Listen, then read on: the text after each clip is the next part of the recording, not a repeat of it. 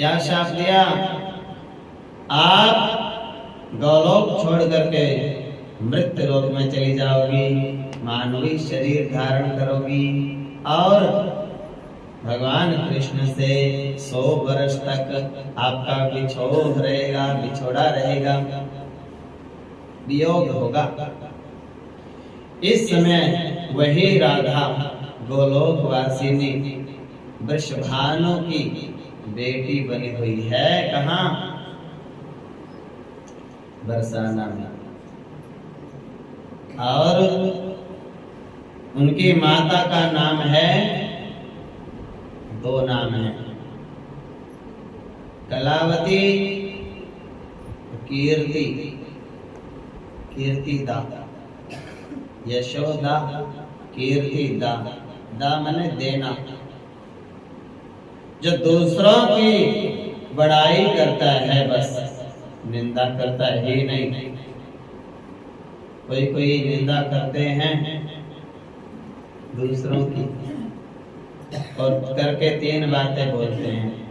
पहली बात तो बोलते हैं सच्ची बात तो कहनी पड़ेगी। दूसरी बात बोलते हैं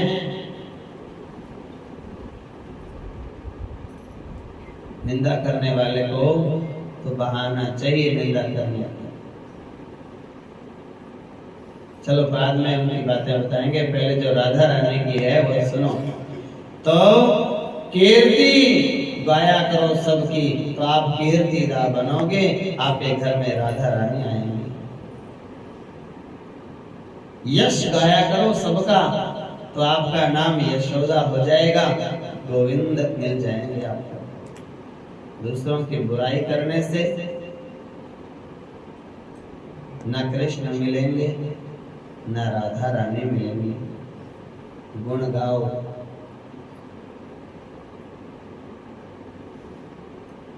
भगवान के गाओ, भगवान के भक्तों के गाओ, जो भक्त नहीं है उनके भी गाओ, क्योंकि उनके हृदय में भी भगवान तो बैठा है। ऐसा कोई जीव नहीं जिसके हृदय में भगवान नहीं विराजते। संबल तो भगवान है सबका। वही राधा रानी वृषभानु गोप की बेटी हैं। कलावती और कीर्ति उनकी मां का नाम है। श्री राधा श्री कृष्ण के आधे अंग से प्रकट हुई हैं। कहां से प्रकट हुई? अब ये बात याद रखनी है, बस दोबारा 2 बार बता चुका हूं। राधा रानी प्रकट कहां से हुई? श्री कृष्ण के आधे हिस्से से। अब फिर भी कोई कहे मैं तो कृष्ण कृष्ण नहीं बोलूंगा, राधा राधा ही बोलूंगा, तो मूर्ख व्यक्ति, कृष्ण के बिना राधा होती नहीं। कृष्ण को नहीं बोलोगे, कृष्ण को नहीं भजोगे, कृष्ण को पाने की इच्छा नहीं आपके हृदय में होगी, तो जाप अधूरा है।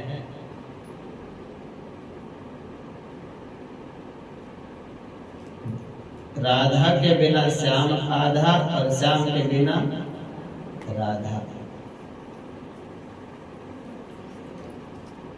वे अपने स्वामी के अनुरूप ही, जैसे कृष्ण परम सुंदर हैं, वैसे ही किशोरी जी परम सुंदरी हैं।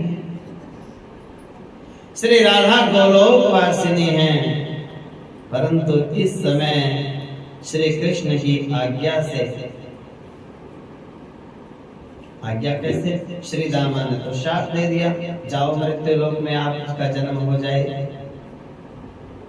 फिर राधा रानी कृष्ण के पास गई, कहने लगी प्रभु मैं तो आपके बिना इतनी देर भी नहीं रह सकती जितनी देर में पलक झपकती है, प्राण निकल जाएंगे मेरे। कृष्ण कहने लगे मेरी खुशी के लिए तो आप सब कुछ करती हो, तो मैंने ये लीला रची है। श्री दामा का तो बहाना है, मेरे मन में ही आया है कि मुझे वृंदावन और मथुरा जाना है, ब्रज में जाना है, मैं अकेला कैसे जाऊं? पहले आप चलो और जल्दी से मैं आऊं। तो वो भगवान की आज्ञा से, कृष्ण की आज्ञा से राधा रानी कीर्ति के गर्भ से जन्म नहीं लिया, कमल के फूल में अयोनिजा होकर के, राधा हो या लक्ष्मी गर्भ में नहीं आती। लक्ष्मी मैया भी प्रकट होती हैं, चाहे वो कंस के बाग में हो, जनक के बाग में प्रकट हो घड़े से, या वो कमल के फूल में रुक्मिणी है जैसे प्रकट हुई, और उसी तरह से श्री राधा कमल के पुष्प में अयोनिजा संभवा होकर प्रकट हुई। संभवा कहते हैं स्वयं प्रकट होता है, जो जैसे महादेव होते हैं, जिनको स्थापना नहीं की होती उनको स्वयंभू कहते हैं।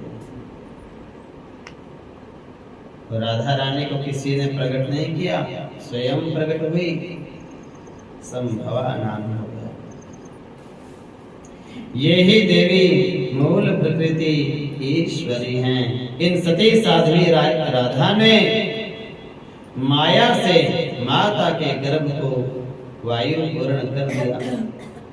माँ के गर्भ में इन्होंने हवा भर दी, और जैसे जन्म लेने का समय आया उस समय ये प्रकट हो गई, छोटा बच्चा बन के गर्भ से हवा निकल गई। वे साक्षात कृष्ण की माया हैं। कौन? राधा रानी। श्री कृष्ण के आदेश से पृथ्वी पर प्रकट हुई हैं। जैसे शुक्ल पक्ष में चंद्रमा की कला बढ़ती है, उसी प्रकार ब्रज में श्री राधा बढ़ रही हैं। श्री कृष्ण के तेज के आधे भाग से वे मूर्तिमती हुई हैं। एक ही मूर्ति दो रूपों में बंट गई।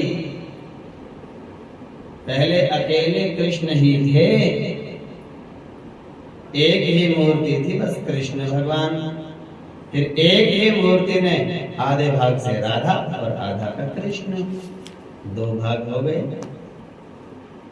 इस भेद का निरूपण वेदों में किया गया है। ये स्त्री हैं, वे पुरुष हैं। किंवा कि वे स्त्री हैं, ये पुरुष है, इसका स्पष्टीकरण तो आज तक नहीं हो पाया। जब वो कृष्ण से ही प्रकट हैं, तो राधा रानी को ये कंफर्म नहीं कह सकते हम कि वो स्त्री हैं, या कृष्ण को नहीं कह सकते कि वो पुरुष हैं। दो रूप हैं, दोनों ही स्वरूप गुण और तेज की दृष्टि से समान है। दोनों में कोई अंतर ही नहीं।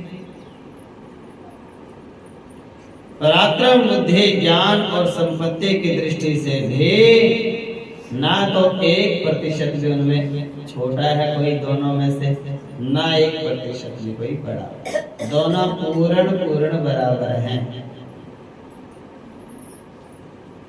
किंतु वे गोलोक से यहाँ पहले आई हैं पृथ्वी पर। इस अवस्था में वो श्री कृष्ण से थोड़ी बड़ी हैं। क्यों? क्योंकि धरती पे पहले जन्म हुआ। हम तो पृथ्वी लोक के वासी हैं। हम तो कहते हैं, हमारे यहाँ तो कहावत होती है, तेरे को क्या पता, कल तो पैदा हुआ। तो ये बात तो यहाँ की मेन बात है। चाहे कितना भी ज्ञानी हो, कोई कितना भी समझदार हो, बस थोड़ा 4 दिन बाद पैदा हो गया तो फिर कहते हैं ना कुछ नहीं पता इसको, कल का तो बालक है। हमें देखो, बुढ़ापा आ गया, दुनिया देख रखी है हमने। तो राधा रानी को यहाँ महत्व मिला अधिक। क्यों? केवल इस वजह से कृष्ण से 11.5 महीने पहले उसका प्राकट्य हो गया।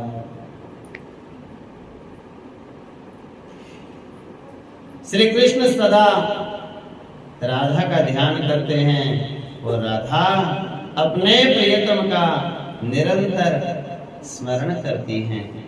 राधा श्री कृष्ण के प्राणों से निर्मित हुई हैं और श्री कृष्ण राधा के प्राणों से मूर्तिमान हुए हैं। श्री राधा का अनुसरण करने के लिए ही इनका गोकुल में आगमन हुआ है। पूर्व काल में गोलोक में श्री हरि ने जो प्रतिज्ञा की थी उसे सार्थक करने के लिए कंस के डर का तो बहाना था कि मुझे कंस से डर लगता है, इसलिए गोकुल में आना पड़ा। इसलिए नहीं, जो पूतना को मार सकता है क्या वो कंस को नहीं मार सकता था? केवल प्रतिज्ञा पालन करने के लिए व्रज में आए हैं। भगवान जो कहते हैं ना कि मुझे कंस के डर की वजह से, ये तो भगवान का एक लीला है। जो भय के स्वामी हैं उनको किस बात का भय हो सकता है? सामवेद में राधा शब्द का अर्थ बताया गया है। पहले नर नारायण देव ने अपने नाभि कमल पर बैठे हुए ब्रह्मा जी को, नारायण की नाभि से कमल का फूल प्रकट हुआ। कुरुक्षेत्र में है वो स्थान, कमल नाभ मंदिर नाम है उसका। जाओ तो दर्शन करना। असली चीजों के दर्शन आपने अभी तक किए नहीं। कभी कुरुक्षेत्र में जाओ तो कमल नाभ मंदिर थानेसर में जरूर जाओ। भगवान विष्णु की नाभि से कमल का पुष्प और कमल के फूल में ब्रह्मा जी का जन्म, और जन्म होते ही ब्रह्मा जी को कुछ दिन बाद भगवान नारायण ने बताया कि ब्रह्मा आओ मैं तुम्हें राधा नाम का अर्थ बताता हूं। फिर ब्रह्मा जी ने ब्रह्मलोक में भगवान शंकर को, कि ब्रह्मा जी ने नाम का अर्थ सुना और भगवान शंकर जी के पास गए। कहने लगे भगवान भोलेनाथ मैं आपको राधा नाम का अर्थ बताता हूं। हे नंद बाबा, उसके बाद बहुत समय पहले कैलाश पर्वत पर बैठकर महादेव ने मुझे, किसको? गर्गाचार्य को राधा नाम का अर्थ बताया। भगवान शिव ने मुझे बताया, नारायण ने ब्रह्मा को बताया, ब्रह्मा ने शिव को और शिव ने गर्गाचार्य को ये अर्थ बताया, और मैं आपको बता देता हूं। राधा शब्द की व्युत्पत्ति देवताओं, असुरों, मुनियों को भी समझ में नहीं आती।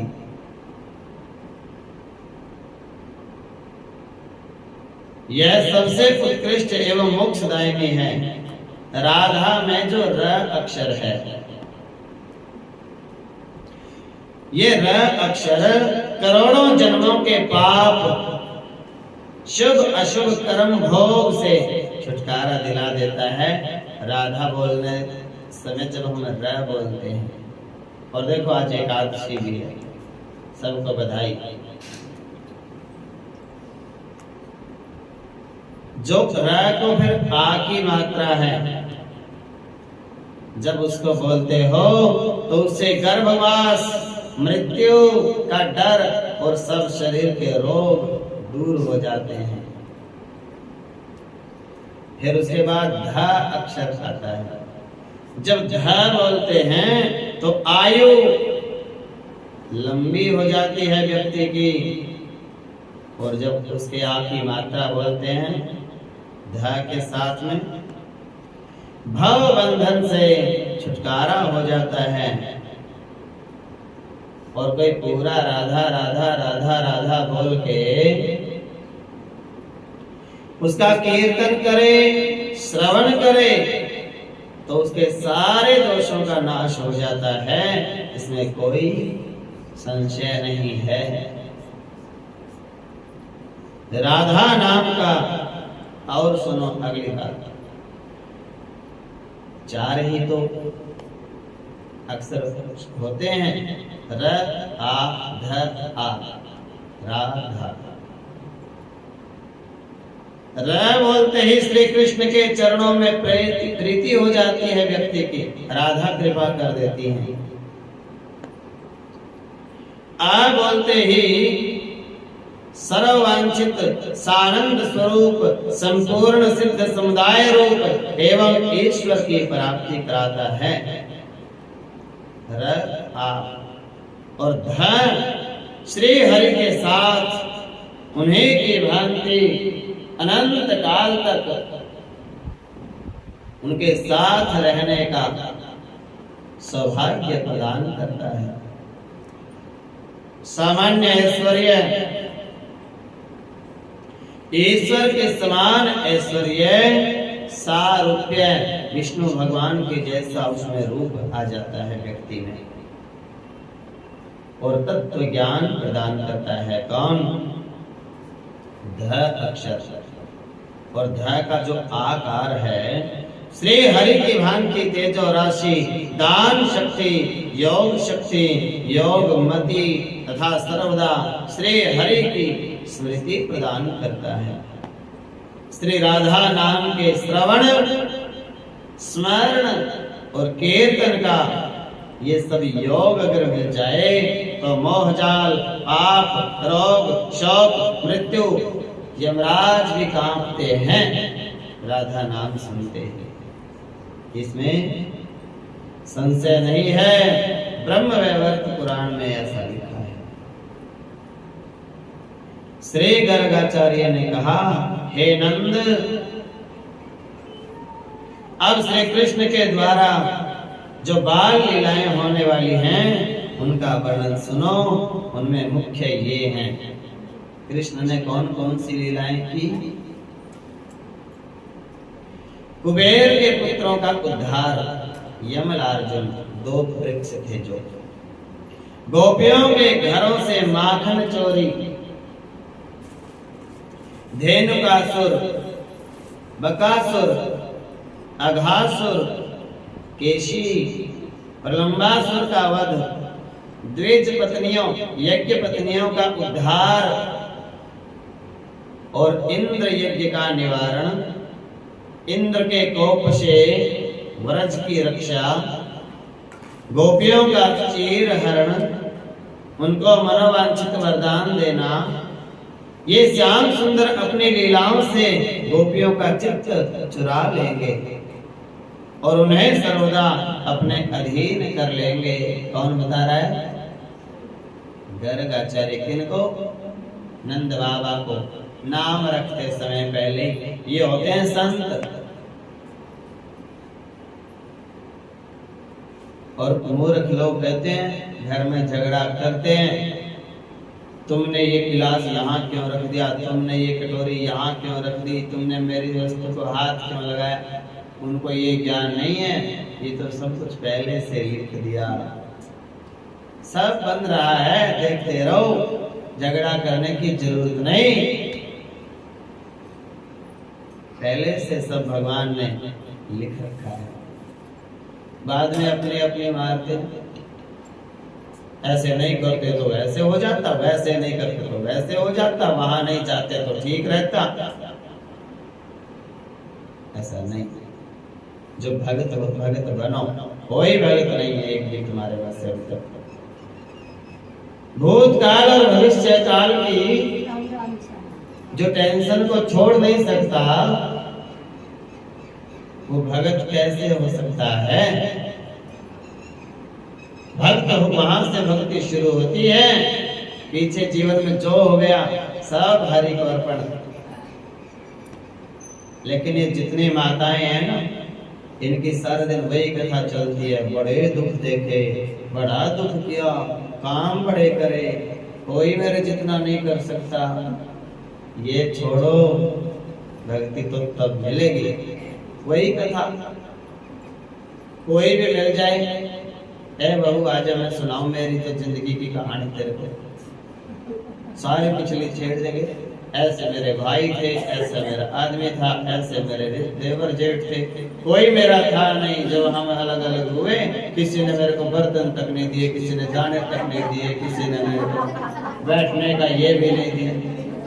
ये बातें बिल्कुल छोड़ दो, ये बातें छोड़ोगे तो भक्ति में लगा जाएगा। अब मैं कहता हूँ कि तुम भगत नहीं हो तो बुरी लगती है मेरी बात। मेरे नाथ जी भगत हैं, हाँ एक बार कह दो हम भी भगत हैं। बताओ कैसे कह दूं जब नहीं हो?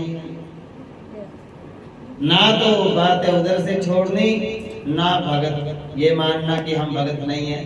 ये भी कहते हैं कि हम भगत हैं, और ये भी कहते नहीं मानते कि हम निंदा चुगली नहीं करेंगे, भूतकाल की बातें और भविष्य की चिंता दोनों नहीं करता जो भगत होता है। भगवान के अर्पण कर दो अपनी डोरी, जिंदगी की डोर सौंप हाथ, दीनानाथ के महलों में राखे, चाहे झोंपड़ी में वास दे। करो धन्यवाद निर्विवाद, राम राम कहिए, जाहि विधि राखे राम। कोई धन्यवाद नहीं करता राम का तुम्हारे में से। धन्यवाद करो राम भगवान का कि जितना दिया है बहुत दे रखा है, और निर्विवाद, कोई विवाद नहीं। ये नहीं मिला, ये नहीं मिला, ये नहीं गिनती करना। जो मिला है बस उसकी गिनती करो और धन्यवाद करो भगवान को। तो भक्ति में आपको प्रवेश मिलेगा। मैं तो चाहता हूं आपको जल्दी से एंट्री मिल जाए भक्ति में। राधा कृष्ण जहां वास करते हो, आपको उसमें कोई अंदर ही ना जाने देवे। कितने दुख की बात है ये। तो मैं आपको वहां के नियम बताता हूं, कैसे आप राधा कृष्ण के प्रवेश कर सकते हो, भक्ति रस का आनंद ले सकते हो गोलोक धाम में, रसिक धाम में। पहले से बता दिया।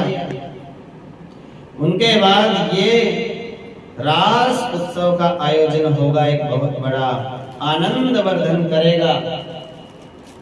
शरद और वसंत ऋतु में रात के समय पूर्ण चंद्रमा का उदय होने पर रास मंडल में गोपियों को नूतन प्रेम का सुख प्रदान करके ये श्याम सुंदर उनका मनोरथ पूर्ण करेंगे।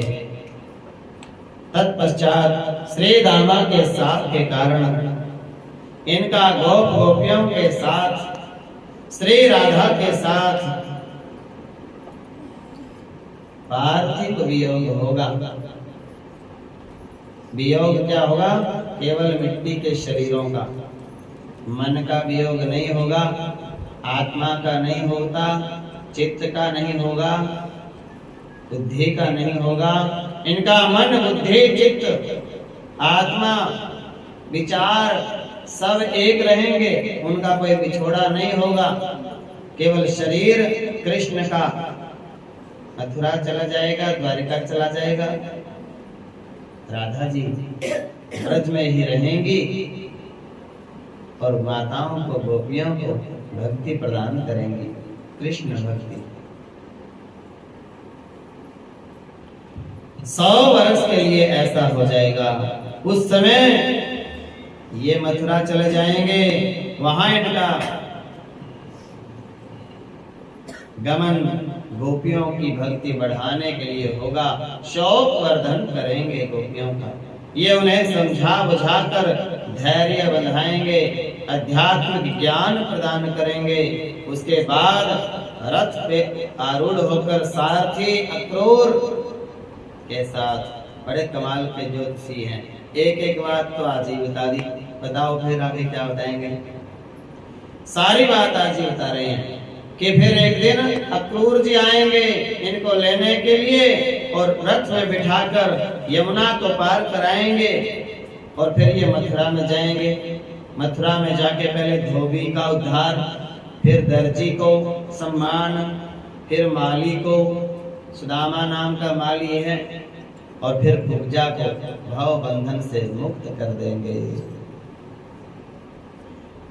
फिर शंकर भगवान के धनुष को तोड़कर यज्ञ भूमि का दर्शन करेंगे। फिर कुबलिया पीड़ हाथी और उनके जो मल्ल योद्धा मुष्टि चाणूर, और फिर कंस का वध करके अपने माता पिता के बंधन खोल करके हथकड़ियां बेड़ियां उनको बंधन से छुड़ाएंगे और कंस की राजगद्दी के ऊपर उग्रसेन महाराज को राज तिलक करेंगे। इसके बाद बलराम श्री कृष्ण का उपनयन संस्कार होगा। इधर से उठो, थोड़े इधर आओ, बहुत जगह है, खाली रहती है जगह। ध्यान से सुनो, ये काम तो आपको खुद ही कर लेने चाहिए जो मैं बीच में बताना पड़ता है। फिर मेरा आनंद कम हो जाता है, तो मेरे को आनंद आएगा तो ही आपको आएगा। मुझे ज्ञान होगा तो आपको ज्ञान मिलेगा। जब मुझे ही नहीं आएगा समझ में तो आपके क्या पल्ले पड़ेगा? कुछ नहीं।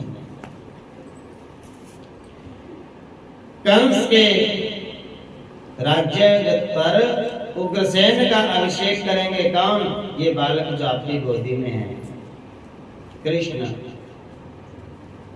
इसके बाद बलराम श्री कृष्ण, इन दोनों का जनेऊ संस्कार होगा। ये गुरु के घर जाएंगे विद्या पढ़ने, सुदामा से मित्रता हो जाएगी और गुरु दीक्षा में गुरु के पुत्रों को वापस ला करके और गुरु माता को देंगे। उसके बाद फिर जरासंध का वध और काल यवन का वध, फिर द्वारिकापुरी का निर्माण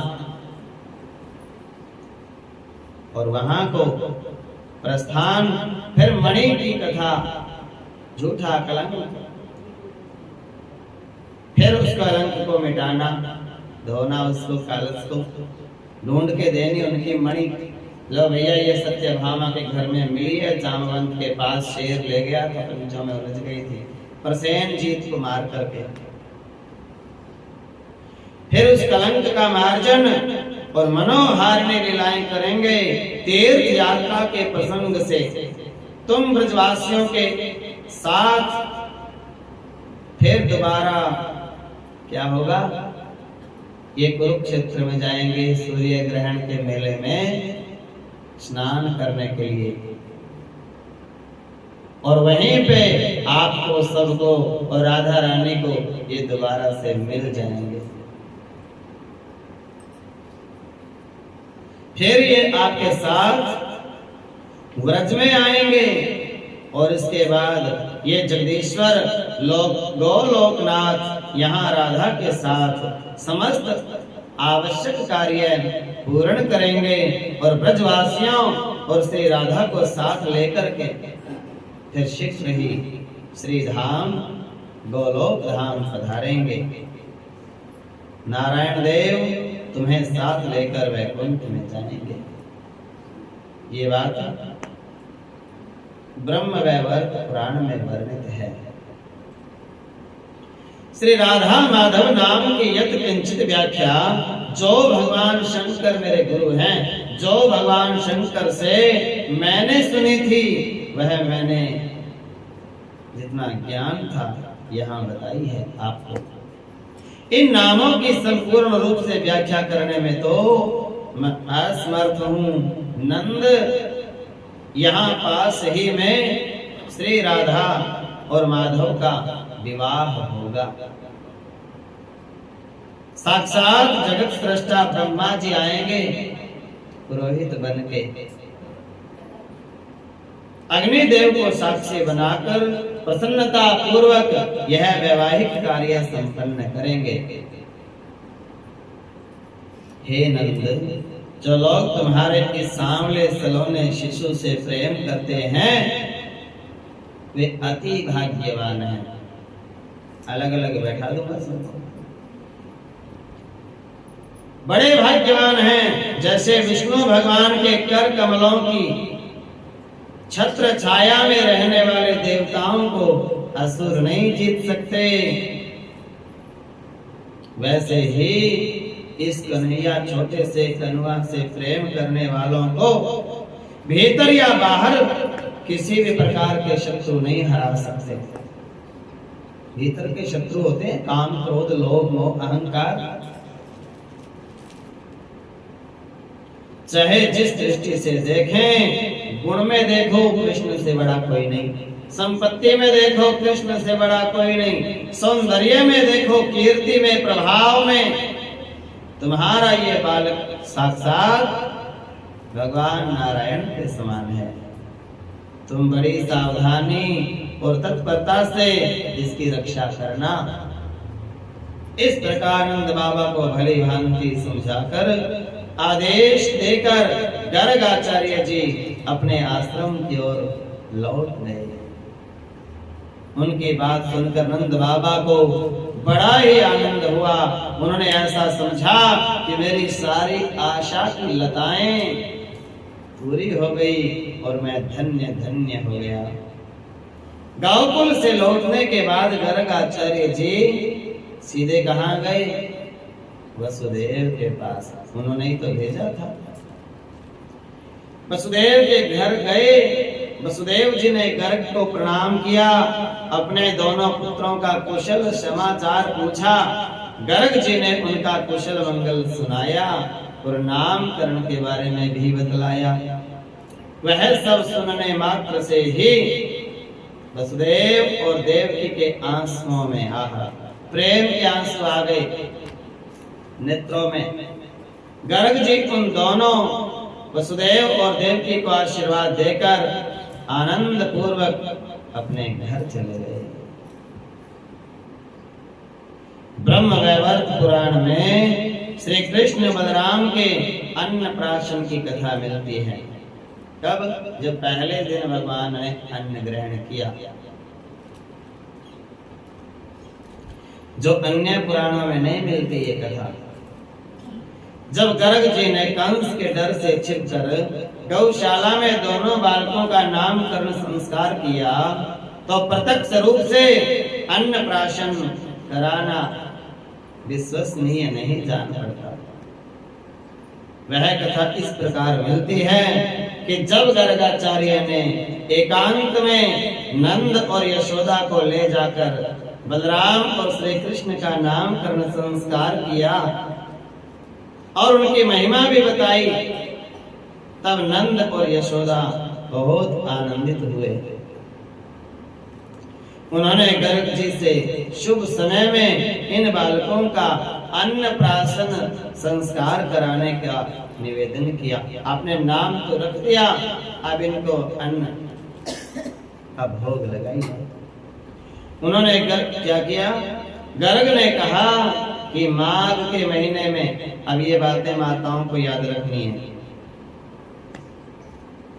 और हमें बता देना, हम उत्सव मना देंगे। हमें तो बहाना चाहिए त्योहार मनाने का। तारीखें, दिन, ये माताओं का काम होता है, पुरुषों को नहीं याद रहती। पुरुषों से तो इसी बात पे माताएं झगड़ती रहती है कि तुम ये तारीख नहीं भूल गए।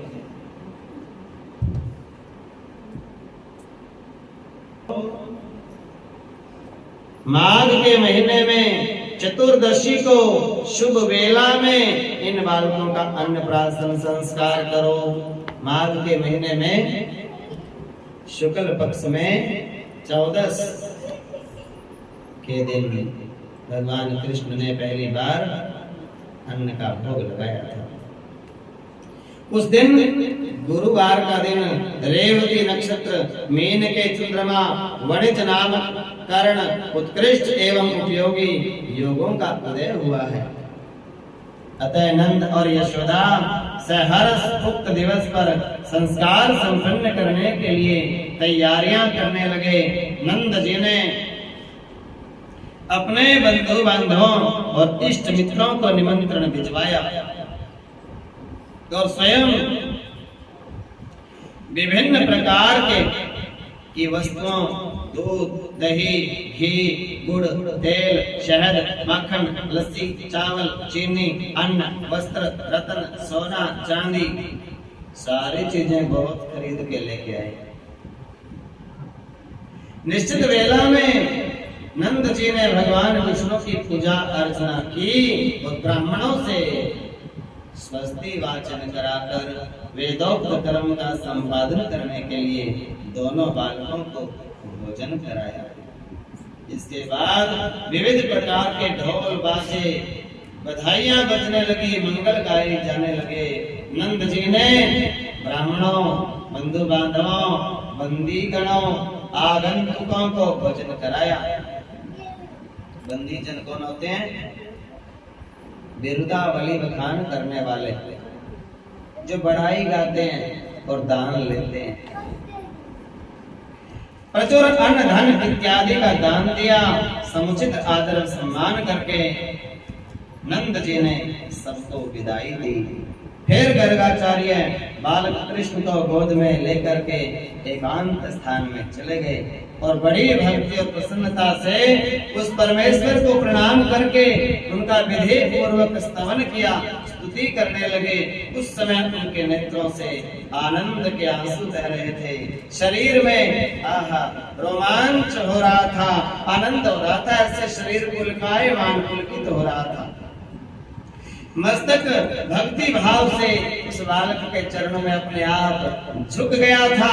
उन्होंने दोनों हाथ जोड़कर भगवान श्री कृष्ण के चरण बिंदों में अचल भक्ति की याचना की।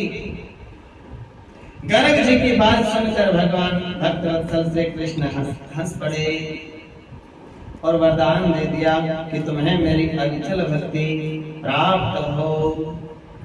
श्री हरि की इस प्रकार स्तुति करके गर्ग मुनि ने उन्हें नंद जी को वापस कर दिया और प्रसन्न, मेरा काम बन गया भैया। अकेले ले गए कृष्ण जी को उठा के। कौन? गर्गाचार्य। ये बात अभी 5 मिनट पहले मेरे मन में आई थी कि उन्होंने नाम भी रख दिया, सब काम भी किया, पर ऐसा नहीं किया, ये करना चाहिए था। तो वही कथा आगे आ गई। तो गर्ग मुनि ने उन्हें नंद जी को सौंप दिया और प्रसन्नता पूर्वक अपने घर जाने की अनुमति ली। ये कथा ब्रह्म वैवर्त पुराण में है। अन्नप्राशन संस्कार। नंद बाबा अपने पुत्र श्री कृष्ण और रोहिणी के पुत्र बलराम के सभी जात कर्म संस्कार विधि पूर्वक विद्वान ब्राह्मणों द्वारा संपन्न कराते थे। अतएव इन बालकों का अन्नप्राशन संस्कार भी उन्होंने ही विधि पूर्वक कराया था। बालकों के नामकरण संस्कार के समय नंद बाबा ने उनका अन्नप्राशन संस्कार संपन्न कराने के लिए श्री गर्गाचार्य जी से निवेदन किया था। अब माताओं को ध्यान नहीं रहता, करना चाहिए सब कार्य और मजबूरी में नहीं करना चाहिए, जरूरी से और विधि विधान से करने चाहिए। बालक का जन्म होता है तो इसका मतलब ये नहीं है कि एतवार देख लिया, हवन करा दिया, ऐसे नहीं। पूरे विधि से उसको देखो। 11 दिन का कराएं गुरु जी, आप बताओ कितने दिन का कराएं, कौन से दिन हो, किस समय हो, किस विधि से हो, ये ध्यान रखना। संस्कार होते हैं, ये 16 के 16 संस्कार भगवान कृष्ण और बलराम दोनों के भी हुए, तो हमारे बालकों के भी सब संस्कार होने चाहिए। लेकिन एक ही ध्यान रहता है, बड़े स्कूल में पढ़ाओ, बड़ी नौकरी मिल जाओ, बड़ी सैलरी हो जाए, बाकी कुछ पता ही नहीं, बुद्धि नष्ट हो गई सबकी। तीसरी बात का पता नहीं है, 16 संस्कार। फिर कहेंगे बड़ा हो जाएगा बच्चा, जब एक नहीं सुनता बोले हमने तो अच्छे संस्कार दिए थे, पता नहीं कहां से बिगड़ गया। अच्छे संस्कारों के तुम्हें ही नहीं पता क्या होते हैं, उनको क्या दोगे तुम? 16 संस्कार होते हैं, वो सही विधि विधान से हो जाएं तो बच्चा संस्कारी बनता है। संस्कार तो एक भी नहीं कराया ढंग से।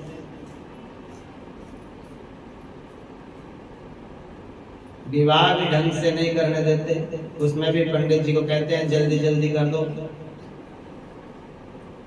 पूरे जीवन में एक ही दिन तो विवाह होता है, उस दिन भी ये कह नहीं सकते कि गुरुजी आराम से कराना।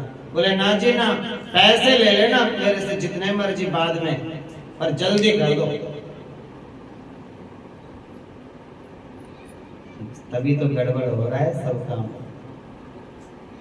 पूरी पूरी रात लग जाती थी, वेद मंत्र बोलते थे विद्वान लोग। इधर से वर वाला बोल रहा है, इधर से कन्या वाले बोल रहे हैं, लेकिन ये आतंकवाद नहीं था। 12 बजे तक तो तैयार नहीं होते, तब कोई नहीं कहता जल्दी जल्दी कर लो। जयमाला में चाहे 3 घंटे लग जाएं, डीजे पे 2 घंटे लग जाएं, कोई नहीं कहता जल्दी जल्दी कर लो। भगवान के नाम में जैसे बैठे तुरंत उसके कान में 4 लोग तो कहेंगे जल्दी जल्दी कर दो गुरुजी, पैसे ले लेना 1100 ज्यादा। ऐसा नहीं होना चाहिए। पूरा विधि विधान से भगवान के नाम हम रोज पूजा करते हैं, 12 महीने करते हैं, पर जल्दी जल्दी तो नहीं करते, बड़े आनंद से करते हैं। तो ऐसा होता है पूजा।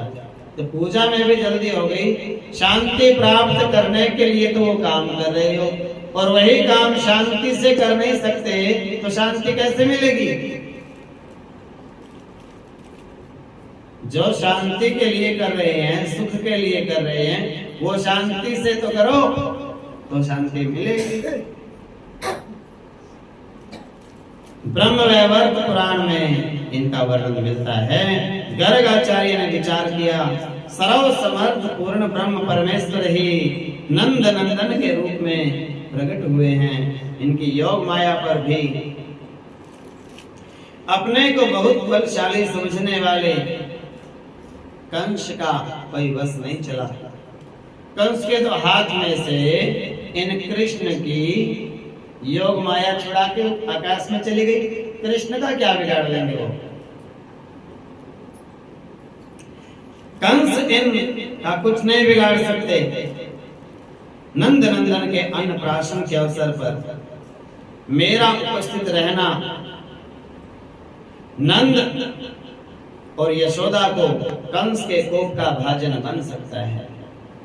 कृष्ण का तो कुछ नहीं बिगाड़ सकता कंस, लेकिन बेचारे नंद बाबा और यशोदा को परेशान कर देगा अगर मैं यहाँ रुका ज्यादा देर। इसलिए उन्होंने शुभ मुहूर्त बता करके इस समय इनको भोग लगा देना और स्वयं मथुरा चले गए। जैसा कि दूसरे पुराणों में मिलता है, श्री गर्गाचार्य जी भगवान श्री कृष्ण के अन्नप्राशन संस्कार में स्वयं उपस्थित नहीं थे। गोकुल के पुरोहित ने ये संस्कार संपन्न कराया था। ऐसी 2 प्रकार की कथाएं प्राप्त होती हैं। आगे सुनो। राजा परीक्षित ने पूछा, मुनिवर, श्री कृष्ण और बलराम के नामकरण संस्कार के बाद फिर क्या हुआ गोकुल में? उन दोनों ने बचपन में गोकुल वासियों को किस प्रकार आनंद दिया? उनके बचपन की लीलाओं का वर्णन कीजिए। किनकी? कृष्ण और बलराम की। सुखदेव ने कहा, राजन, कुछ समय बीतने पर दोनों सौम्य बालक जिनके नामकरण संस्कार हो चुके थे, जो श्री कृष्ण तथा बलराम नाम से प्रसिद्ध थे, वो घुटनों के बल चलने फिरने लगे। और बचपन से ही वे दोनों बच्चे एक दूसरे से अंतर्भूत होकर एकता को प्राप्त हो गए थे। एक दूसरे को बड़ा प्रेम करते थे। ऐसा जान पड़ता था कि वे दोनों एक ही शरीर धारण करते हैं। मिले रहते थे, इकट्ठे रहना। वे दोनों भाई बाल चंद्र और बाल सूर्य के समान कांतिमान थे, मानो छोटा सा चांद और छोटा सा सूरज हो। वे दोनों मानो एक ही सांचे के ढले थे, अभिन्न और जन्म रहित थे। एक जैसी सैया, एक जैसा आसन, एक जैसा भोजन वो मांगते थे। ये तो सारे बच्चे ही मांगते हैं। एक समान वेश धारण करते थे, एक ही शिशु व्रत का पालन करने वाले थे। वो एक ही काम में लगते थे, एक ही शरीर के दो हिस्से हों ऐसा जान पड़ता था। उनकी दिनचर्या एक जैसी थी। पराक्रमी बालक एक ही पिता के बच्चे तो थे। लोगों की दृष्टि में वे एक जैसे कद के ही थे। उन्होंने देवताओं के दुष्ट दमन और धर्म स्थापन रूप सिद्धांत के पालने के लिए मानव शरीर ग्रहण किया था। वे संपूर्ण जगत के संरक्षक होकर भी गोप वालों के बालक बन गए थे। वे दोनों भाई एक दूसरे से मिली हुई क्रीड़ाओं के द्वारा शोभा पाते थे, जैसे आकाश में चंद्रमा और सूर्य एक दूसरे की किरणों से बंधकर एक साथ प्रकट हो गए हों। उन दोनों की भुजाएं सर्पों के शरीर के समान जान पड़ती थी। वे उनके द्वारा सब और चलते फिरते, हाथों से चलते थे ना, घुटनों के बल पर। उस समय धूल से भरे हुए शरीर वाले वे दोनों भाई दर्प भरे दो हस्ती शावकों के समान शोभा पाते थे, जैसे दो हाथी के छोटे छोटे बच्चे हों। मिट्टी में, धूल में ऐसे लेट करके चलते थे। कहीं तो वे उनके दीप्तिमान अंगों में राख लिपट जाती, और कहीं करसी को तो सब जानते होंगे, कोई ज्यादा मॉडर्न तो नहीं, करसी भी नहीं जानती। हाँ, कंडे, उसके चूरा होता है जो करसियों का, उसको अपने ऊपर ऐसे कर लेते थे। क्यों? क्योंकि नीचे खेलने देते थे बच्चों को। अब बच्चे बीमार क्यों होते हैं? नीचे छोड़ते ही नहीं। बालकों को मिट्टी में जरूर छोड़ो अगर बच्चों को निरोग बनाना चाहते हो। कौन बैठा है यहाँ पे? ये तो दूर बैठा, उसको देखना नहीं, अपने आप चला।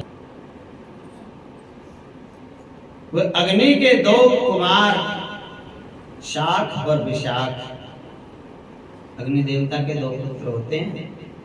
एक का नाम होता है शाख, एक का नाम होता है विशाख। के समान सुशोभित होते हुए सब और दौड़ते थे। कभी घिसे हुए घुटनों के बल सरकते हुए श्री कृष्ण बलराम की बड़ी शोभा पाते थे। कभी वे बछड़ों के गौशाला में उसमें जाकर खेलने लगते, सारे अंगों तथा सिर के बालों में गोबर लपेट लेते थे। कांति रूपिणी श्री से सेवित होकर वे दोनों भाई अनुपम शोभा पाते थे, पिता को आनंद प्रदान करते थे।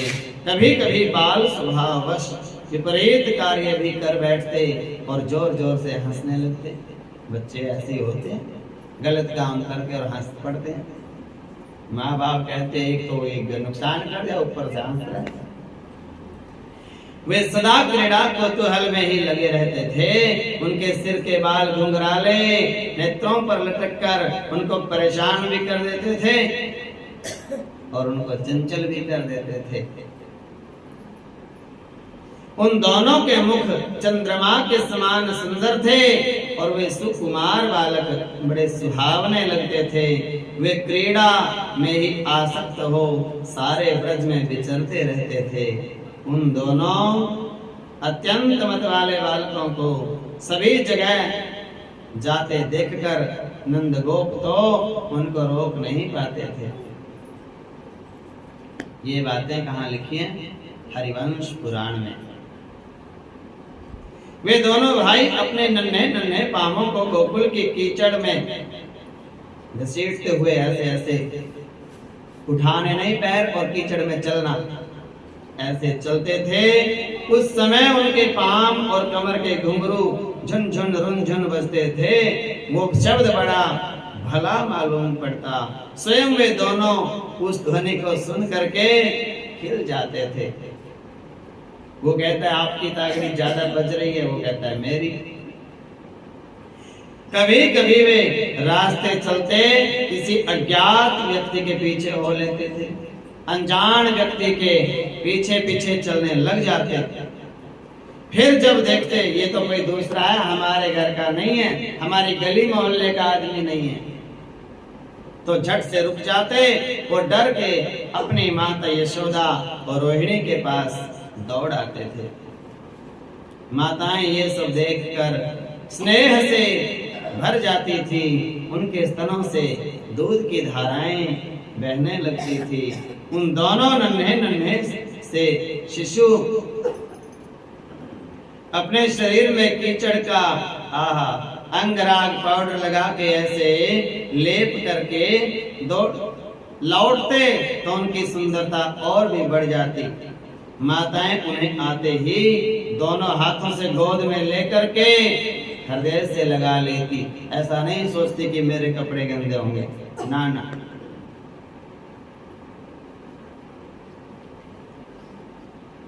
स्तनपान कराने लगती थी। जब वे दूध पीने लगते तो बीच बीच में दूध को छोड़कर दूसरे को देखते वो पी रहा है कि नहीं।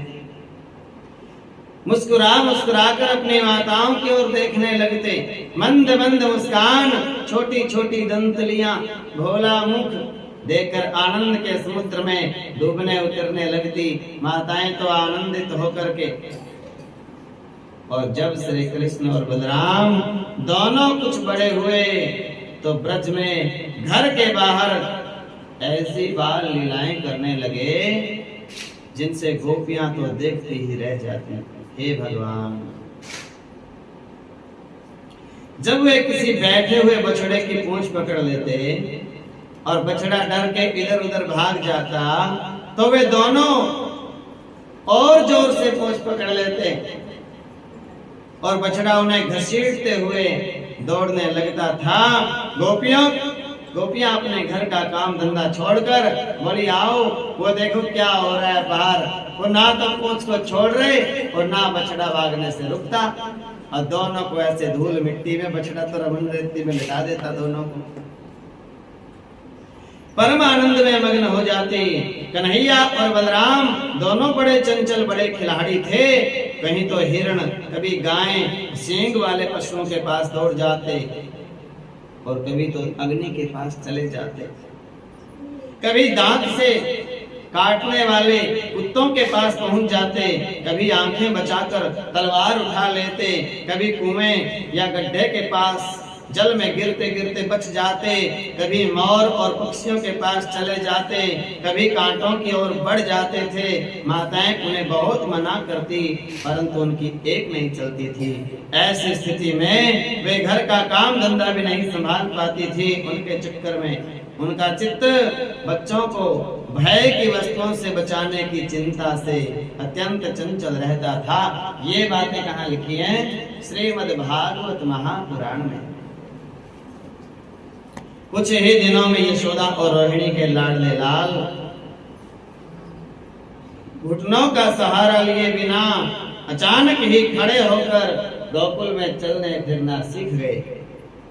ब्रजवासियों का कन्हैया स्वयं भगवान है, परम सुंदर परम मधुर। अब श्री कृष्ण और बलराम अपनी ही आयु के ग्वाल वालों को अपने साथ लेकर खेलने के लिए ब्रज में निकल पड़ते और ब्रज की भाग्यवती गोपियों को निहाल करते हुए तरह तरह के खेल खेलते थे। उनके बचपन की चंचलताएं बड़ी अनोखी होती थी। गोपियों को तो वे बहुत ही सुंदर और मीठी लगती थी उनकी लीलाएं। इस प्रकार श्री कृष्ण और बलराम दोनों भाई ब्रज में बाल अवस्था को पार करके 7 वर्ष के हो गए। इनमें से बलराम को नीले वस्त्र धारण करते थे और श्री कृष्ण पीले वस्त्र धारण करते थे। दोनों के चंदन और अंगराग भी पीले और श्वेत होते थे। जो बलराम को तिलक लगता वो श्वेत रंग का होता चंदन, और कृष्ण को पीत रंग का। दोनों ही काक पक्ष धारण करते थे। अब वे दोनों भाई बछड़े चराने लगे। उन दोनों के मुख बड़े सुंदर थे। वे वन में जाकर कानों को सुख देने वाले पत्तों के बाजे बजाते हुए 3 सिर वाले सर्पों के समान शोभा पाते थे।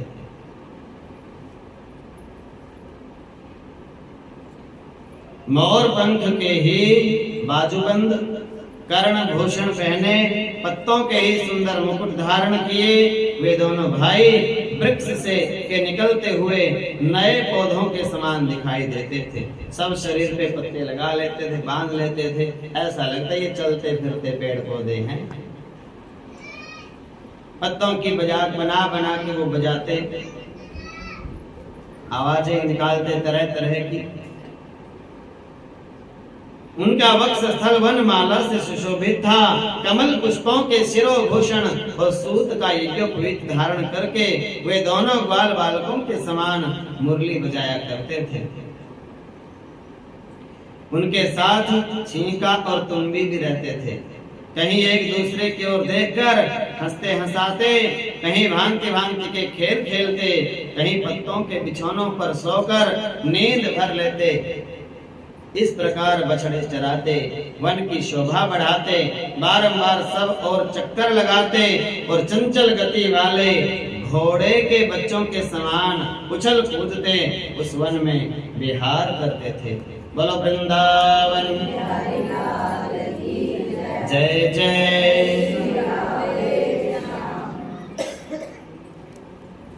श्री कृष्ण गोविंद हरे मुरारी, हे नाथ नारायण वासुदेव।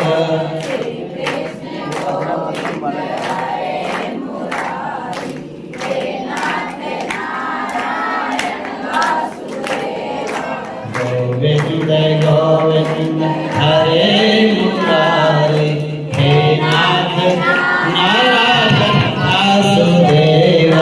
गोविंद गोविंद हरे मुरारी, हे नाथ नारायण वासुदेव।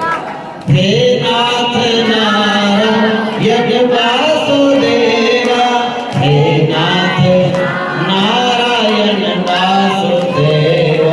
श्री कृष्ण गोविंद हरे मुरारी, हे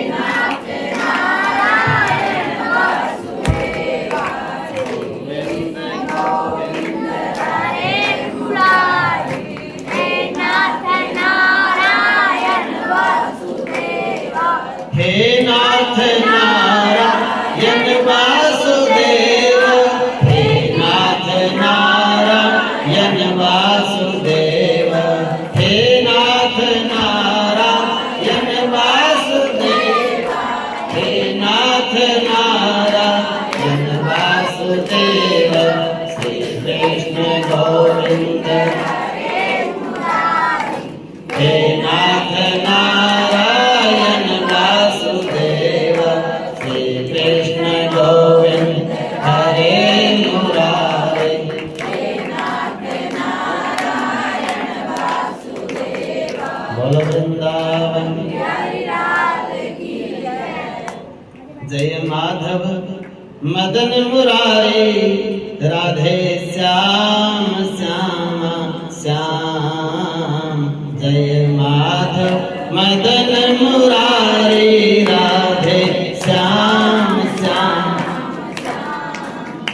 जय श्याम श्याम श्याम, जय श्याम श्याम श्याम।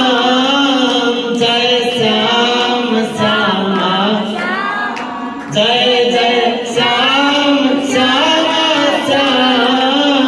जय केशव कल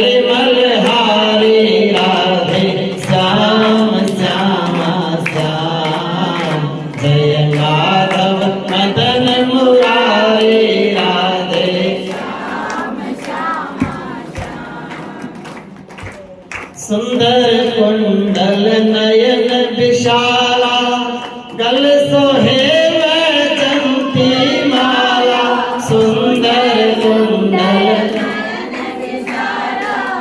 गल सोहे वैजंती माला, इस छवि पे बलिहारी राधे श्याम श्यामा श्याम। मैं इस छवि पे बलिहारी राधे श्याम श्यामा श्याम। जय माधव मदन मुरारी राधे श्याम श्यामा श्याम।